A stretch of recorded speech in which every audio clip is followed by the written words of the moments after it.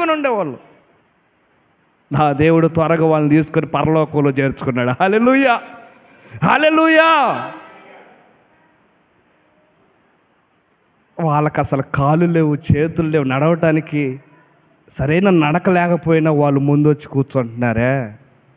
మనం వాళ్ళని చూసి బుద్ధి తెచ్చుకోవాలి. మీకు అన్నీ ఇచ్చాడుగా దేవుడు, అమ్మా, అన్నీ ఇచ్చాడుగా.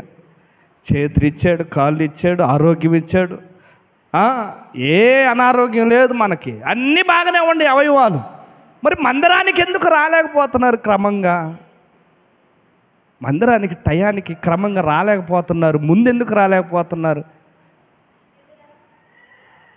ఒక ప్రార్థనకి వెళ్ళాడంట రెహబాం గారు ఎక్కడికో. ఒక్క పాట పాడి రెండో పాట పాడేలోపు 25 మంది కూర్చున్నారంట వచ్చి, మొత్తం వచ్చేసి.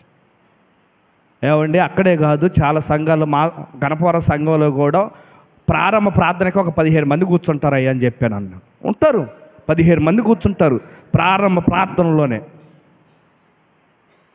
మీరెందుకని ఉండలేకపోతున్నారో అది మీరే స్వపరీక్ష చేసుకోండి.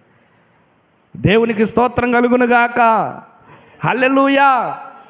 కొంతమందికి గద్దింపు అనేది అసహ్యం అంటారు, ఇష్టపడరంట. గద్దింపు, దిద్దుబాటు ప్రసంగాలు నేను ఎప్పుడో నెలకు ఒకసారి చెప్తా ఉంటా. అది కూడా లేకపోతే ఎట్టబడితే అటు తిరుగుతారని నెలకు ఒక్కసారి దిద్దుబాటు ప్రసంగం చేస్తా.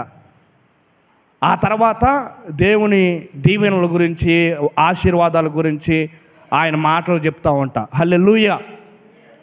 దిద్దుబాటు అనేది మనం చేసుకోవాలి. అది